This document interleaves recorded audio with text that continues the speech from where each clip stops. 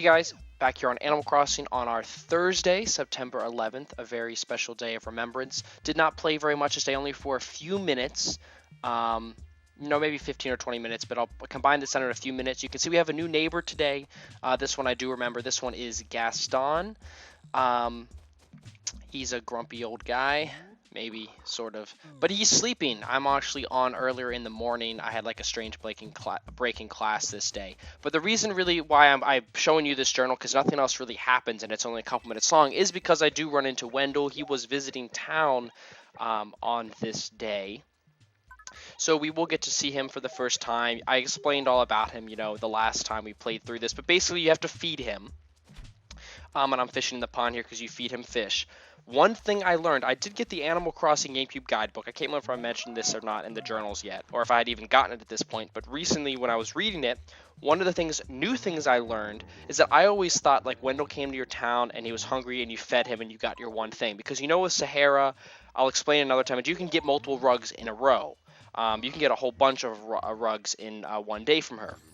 But to get the wallpaper from Wendell, I always thought it was like once per visit.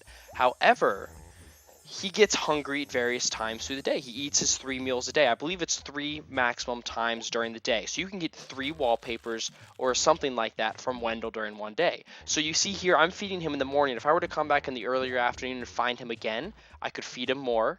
And then if I were to find him in the evening, I could feed him again and get some more. So I always thought it was a one-time thing. I never went back and talked to him again, but apparently you can do that. Obviously right after he's still hungry, but there's some certain time slot where he will not be hungry more. According, that's what the guidebook says. I'll have to try that out next time I see it for sure to see if that really works, because it's really easy for him to get him a fish. You don't have to get him something specific.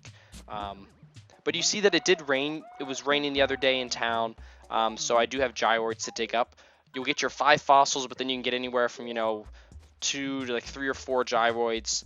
I think it's actually 3 will be buried in the ground. Lots of weeds too, because I did not play the day before. It was pretty busy, so lots of weeds to pick. And yeah, I had the gyroids to dig up, which is a little something. They're fossils are sell for more, but some of them are cool for the house. I rarely keep gyroids, but I have a couple in mind that I'm looking for, and I'll be sure to show them off when I do find them, if I do.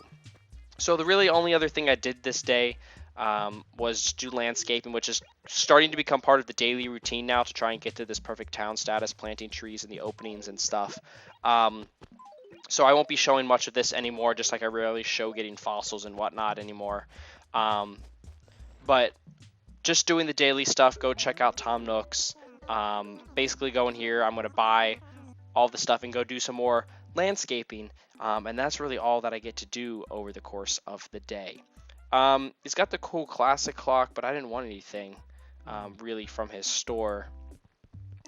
I haven't figured out what group mine is. I did notice it again from the guidebook that just like in Wild World, I'm not sure about City Folk or New Leaf, but just like in Wild World where each town has a group, it's like A, B, C, and almost all the furniture has a group, either A, B, or C. And while you can get furniture from the other groups, you mostly see furniture and stuff that he sells from your one group. And I haven't figured out what group I am yet. But you can see that our pear tree did grow. We planted this Thursday or on Saturday, so it's been 5 days now, so it is grown. And then also that little tree was always small next to Nook's Cranny, but Nook and Go expanded, and now it's like touching the tree, and the tree is forever small.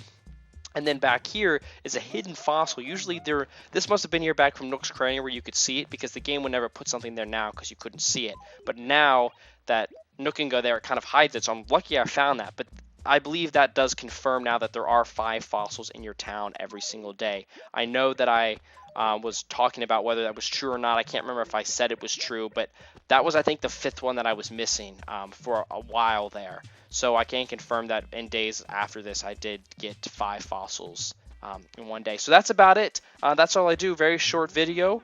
And then we've got a long day Saturday, so I'll have plenty of playtime, or Friday rather, plenty of playtime to go. Thank you guys for watching.